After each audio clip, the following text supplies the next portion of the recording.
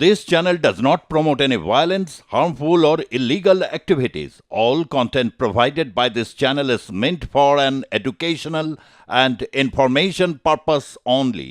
এর আগে আমরা আপনাদের সামনে তুলে ধরেছিলাম গিলেনবেরি রীতিমতো আতঙ্ক ছড়িয়েছিল মহারাষ্ট্র পুনে বিভিন্ন জায়গাতে এই রোগে আক্রান্ত হবার খবর পাওয়া যাচ্ছিল।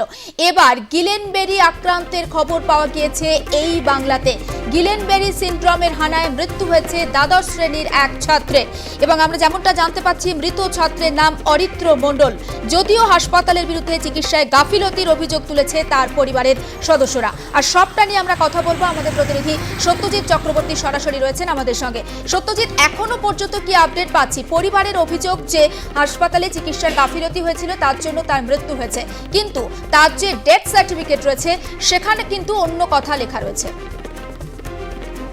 একদমই জলেখা, যে বিরল স্নায়ুরোগ গিলেনবেরি সিনড্রোম, এই যে গিলেনবেরি সিনড্রোম, এটা নিয়ে কিন্তু একটা তুমি জানো ইতিমধ্যেই চাঞ্চল্য ছড়িয়েছে। কারণ আমাদের রাজ্যের আগে ইতিমধ্যেই অন্যান্য রাজ্যে কিন্তু বিষয়টা নিয়ে অনেকে আক্রান্ত হয়েছেন এবং সে কারণেই এই যে দেখা গেল যে অরিত্র মণ্ডল গত 22 তারিখ সন্ধ্যাবেলা তার গলা ব্যথা হয়।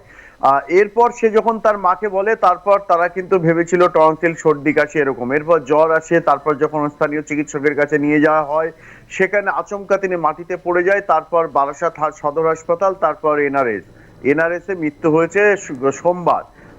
এবং এই মৃত্যুর পরে যে ডেথ সার্টিফিকেট, সেখানেই কিন্তু চাঞ্চল্যকর তথ্য, গিলেনবেরি সিনড্রোম। কেন এই গিলেনবেরি সিনড্রোম লেখা হয়েছে? না, সাসপেক্টেড অবশ্যই লেখা হয়েছে, যে সাসপেক্টেড গিলেনবেরি সিনড্রোমের কারণেই কিন্তু এই অরিত্র মণ্ডলের মৃত্যু হয়েছে। পাশাপাশি পরিবারের যেটা তরফে বলা হচ্ছে, অভিযোগ করা হচ্ছে এনআরএস হাসপাতালের বিরুদ্ধে একটা গাফিলতির অভিযোগ, চিকিৎসা গাফিলতির অভিযোগ।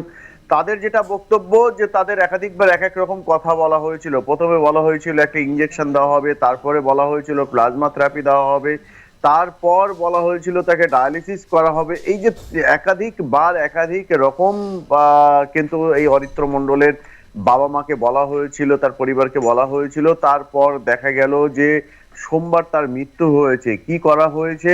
না, ডায়ালিসিস করা হয়নি, এমনকি ইঞ্জেকশনের কথাও বলা হলেও পরবর্তীতে সেই ইঞ্জেকশন দেওয়া হয়নি। পরিবারের যেটা ধারণা, ডায়ালিসিস এবং ইঞ্জেকশন করলে কিন্তু এই অরিত্র বেঁচে যেতে পারতো।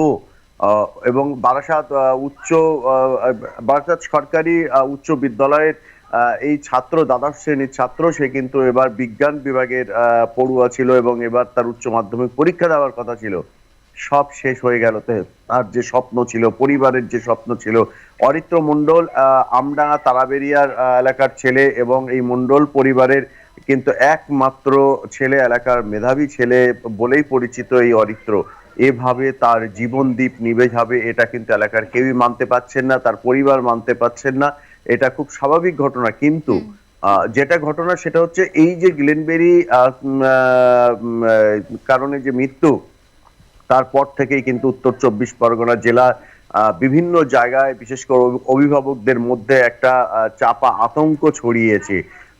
যেহেতু শিশুদের জন্য এই রোগটা কিন্তু অত্যন্ত আতঙ্কের এবং যেভাবে পুনে সহ অন্যান্য রাজ্যে একাধিক জায়গায় ছড়িয়ে পড়েছে এবং এর যে দাপট, সেই দাপটকে কিন্তু ভয় পাচ্ছে। যদিও চিকিৎসকরা অনেকেই বলছেন এটা কিন্তু ছোঁয়াচে রোগও নয়, করোনা বা অন্যান্য রোগের মতো ভাইরাস ঘটিত নয়। এখন কিন্তু অভিভাবকদের একটাই জানার বিষয় যে তারা সচেতন হতে চাইছে। একদম সত্যজিৎ, একটা বিষয় একটু তোমার থেকে স্পষ্ট হতে চাইছি। এই যে ডেথ সার্টিফিকেট, যেখানে গিলেনবেরি সিনড্রোমের কথা উল্লেখ রয়েছে, কিন্তু পরিবার বলছে যে চিকিৎসায় গাফিলতি। সেক্ষেত্রে হাসপাতাল কর্তৃপক্ষ পরিবারের সদস্যদের সঙ্গে কোনোভাবে কি কথা বলেছে? তাদের যে বক্তব্য এবং দুজনের মধ্যে তো একটা মিসকমিউনিকেশন হচ্ছে। একদমই, দেখো তাদের যেটা বক্তব্য হচ্ছে, তাদের কিন্তু ডেথ সার্টিফিকেটে লেখা হয়েছে যে suspected Guillain Barre syndrome, death of cause. এবং এইটার জন্য যে ট্রিটমেন্টটা ছিল, সেই ট্রিটমেন্টের জন্যই কিন্তু বেশ কিছু ইঞ্জেকশনের কথা বলা হয়েছিল। 3টে বিষয় বলা হয়েছে যেটা পরিবারের দাবি। একটা হচ্ছে ইঞ্জেকশনের কথা, তখন পরিবার বলে তারা ইঞ্জেকশন নিয়ে আসতে পারবে, কিন্তু পরবর্তীতে তাদের সেই ইঞ্জেকশন আনতে বলা হয়নি। দ্বিতীয়ত বলা হয়েছিল যে ডায়ালিসিস করতে হবে, সেই ডায়ালিসিস করা হয়নি। তারপরে বলা হয়েছিল যে প্লাজমা থেরাপি করতে হবে, সেই প্লাজমা থেরাপি করা হয়েছে এমনটা তাদের জানানো হয়েছে।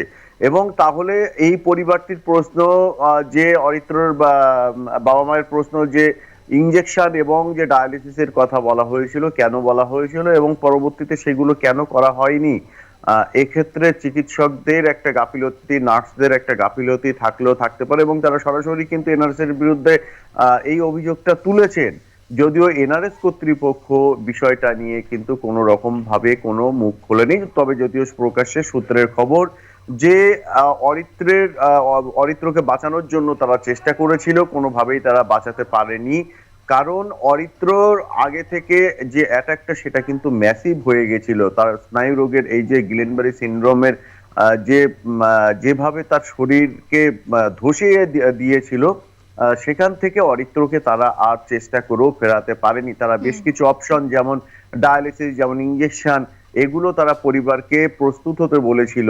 তো স্বাভাবিকভাবেই এই জায়গায় দাঁড়িয়ে কিন্তু পরিবার এবং চিকিৎসকদের দুই ধরনের যে একটা দু রকমের দাবি, তুমি যেটা বলছিলে মিসকমিউনিকেশন, সে কারণেই কিন্তু এই বিষয়টা ছড়িয়েছে যে চিকিৎসার গাফিলতি।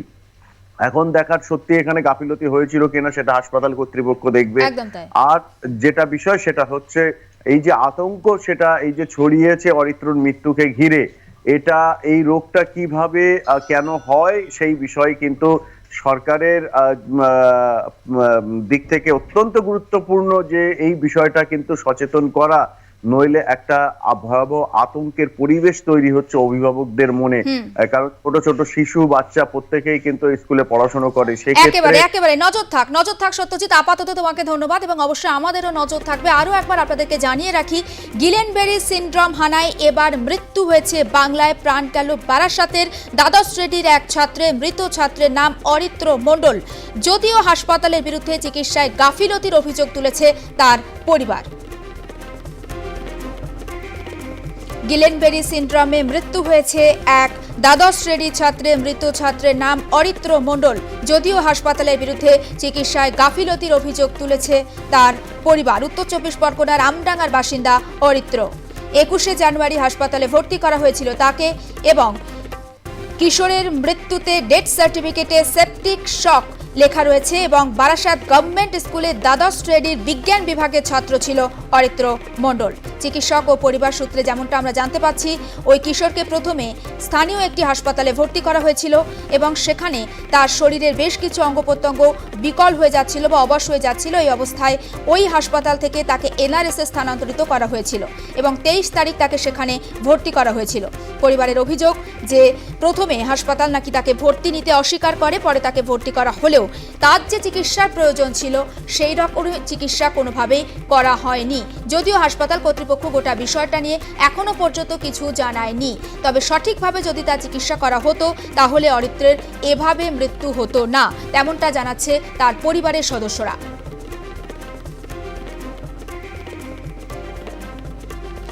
এই মুহূর্তে আমাদের সঙ্গে টেলিফোন লাইনে রয়েছেন virologist doctor Suman Poddar. Doctor Poddar, প্রথমেই যে বিষয়টা জানতে চাইছি, এই যে জিবি বা গিলেনবেরি ভাইরাস বা গিলেনবেরি সিনড্রোম যেটাই আমরা বলি না কেন, কতটা ভয়ের? গিলেনবেরি ভাইরাস নয়, গিলেনবেরি সিনড্রোম। এটা একটা পেটের ইনফেকশন, ক্যাম্পাইলোব্যাক্টার জেজুনি দিয়ে ইনফেকশন একটা হয়, তারপরে আফটার এফেক্ট হিসেবে কখনো কখনো হতে পারে, অথবা কখনো কখনো একটা রেসপিরেটরি ট্র্যাক্ট ইনফেকশন হলো, যেমন আমরা কোভিডেও দেখেছি, তার পরবর্তীকালে একটা অসুবিধা হওয়া শুরু হলো, নার্ভগুলো ড্যামেজ হওয়া শুরু হলো, সেটাই হচ্ছে গিলেনবেরি সিনড্রোম। এবং এক্ষেত্রে নিচের থেকে ওপরের দিকে প্যারালিসিস গুলো শুরু হয়, মানে প্রথমে পায়ের জোর কমে যাবে, তারপর আস্তে আস্তে ওপরের দিকে উঠে আসবে। অবশ্যই ভয়ের, কারণ যথাযথ সময় যদি চিকিৎসকরা হাতে টাইম না পায় তখন সেক্ষেত্রে ট্রিটমেন্ট করেও খুব মুশকিল হয়। তাই ঠিক সময়ে ঠিক জায়গাতে যদি চিকিৎসা গিয়ে পৌঁছানো না যায় তাহলে এক্ষেত্রে জীবনহানির আশঙ্কাও থাকে। আরো একটা বিষয় জানতে চাইছি, সাধারণত কারা এই রোগে বেশি আক্রান্ত হতে পারে? অধিকাংশ ক্ষেত্রে বাচ্চাদের ক্ষেত্রে এটা বেশি হয়। যেমন এখনই বললাম, একটা পেটের ক্যাম্পাইলোব্যাক্টার জেজুনি ইনফেকশনের পর অথবা রেসপিরেটরি ইনফেকশনের পর বডি যখন এই ইনফেকশন গুলোকে কন্ট্রোল করার চেষ্টা করে শরীরের নিজস্ব রোগ প্রতিরোধ ক্ষমতার মাধ্যমে, তখন শরীরে কিছু ঝড় ওঠে। তো সেই ঝড়ের প্রভাবে অনেক সময় দেখা যায় যে শরীরের মধ্যে জীবাণুগুলো তো নিকেশ হলো, কিন্তু তার পরবর্তী এফেক্টে দেখা গেল যে শরীরের কিছু নার্ভস গুলো তারা এফেক্ট হতে শুরু করলো, নার্ভ ড্যামেজ হওয়া শুরু হলো। তো তখন এই গুলেনবেরি সিনড্রোম জাতীয় অসুখ হতে পারে। মূলত বাচ্চাদের ক্ষেত্রে এটা বেশি হয়। আচ্ছা, এরও ভ্যারিয়েশন আছে যদিও, কিন্তু মূলত বাচ্চাদেরই বেশি হয়। এই রোগে কেউ আক্রান্ত হয়েছে তিনি কিভাবে প্রথমে বুঝতে পারবেন? প্রথম বুঝতে পারবেন তার পায়ের জোরটা যেন কমে যাচ্ছে। হয়তো একটু যারা চলাফেরা করে যে বাচ্চাগুলো, সে হয়তো দেখা গেল যে তার পা থেকে চটিটা খুলে চলে যাচ্ছে, বা তারপরে দেখা গেল যে পায়ের জোরটা ঠিক মতো পাচ্ছে না, তারপরে হাঁটতে গেলে মনে হচ্ছে যেন পড়ে যাচ্ছে। তারপরে তার পরবর্তী ধাপটা হবে যখন সে শুয়ে থাকছে, পাটা সোজা ভাবে তুলতে গেলে সে তুলতে পারছে না, এগেনস্ট গ্র্যাভিটি তুলতে পারছে না। আরো বেশি যদি বাড়তে থাকে তখন সেক্ষেত্রে দেখা যাবে হাতের জোরটাও কমতে শুরু করলো। এই সময়টা যে মুহূর্তে হাতের জোর কমতে শুরু করলো তখন থেকে কিন্তু এটা অত্যাধিক বিপজ্জনক ব্যাপার জায়গাতে চলে গেল। কারণ তার পরবর্তী ধাপটাই হবে শ্বাসযন্ত্রের যে মাসেলগুলো সেগুলো এফেক্টেড হওয়া, মানে সে যে নার্ভ এগুলো এফেক্টেড হওয়া। এবং সেটা যদি হলো তখন সেক্ষেত্রে ভেন্টিলেশন এবং আরো অ্যাডভান্স থেরাপি তখন দরকার হয়, এবং তখনই জীবনহানির আশঙ্কাটা এসে যায়। আরও একটা বিষয় খুব সংক্ষেপে জানতে চাইছি, এই যে জিবি সিনড্রোম বা গিলেনবেরি সিনড্রোম, তার কি স্পেসিফিক কোনো ওষুধ আছে? এটা তো একটা ইমিউনোলজিক্যাল ডিজিজ। আচ্ছা, তো ইমিউনোলজিক্যাল ডিজিজের একদম স্পেসিফিক এটা করলেই এটা হবে এরকম ব্যাপারটা হয় না। তবে হ্যাঁ, এটা চিকিৎসা আছে। প্রথম স্টেজে ধরা পড়লে তখন যে ইন্ট্রাভেনাস গামা গ্লোবুলিন বা আইভি গামা সেটা স্টার্ট করতে হয়। যদি অত্যন্ত খরচ সাপেক্ষ সেই ওষুধটা স্টার্ট করতে হয়। কখনো কখনো কিছু বিশেষ জাতীয় স্টেরয়েড সেগুলো দেওয়া যায়। এছাড়াও আরো কিছু চিকিৎসা অবশ্যই আছে, কিন্তু প্রথম কথা হচ্ছে আগে অসুখটাকে প্রথম দিকে যদি ধরে ফেলা যায়, কারণ ওষুধগুলো তো কাজ করতে সময় নেবে, একদম তাই। তাই প্রথম দিকে যদি ধরে ফেলা যায় তাহলে এর রেজাল্ট খুব ভালো হয়। কিন্তু প্রথম দিকে ধরতে না পারলে অনেক সময় হয় কিছু ভ্যারিয়েশনের জন্য ধরতে অসুবিধা হয়।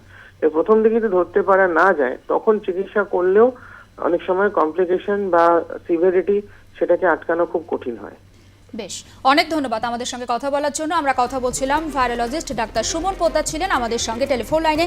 এবং একটাই কথা বারবার বলতেই হচ্ছে যে আতঙ্কিত হওয়ার কিছু নেই, বরং সতর্ক থাকুন। এবং প্রথমে যে সিনড্রোমগুলো দেখা যায় যেমনটা বলছিলেন ডাক্তারবাবু, তেমন যদি তেমন কোনো সমস্যা আপনার শরীরে দেখা যায় তাহলে অবশ্যই চিকিৎসকের পরামর্শ নেবেন।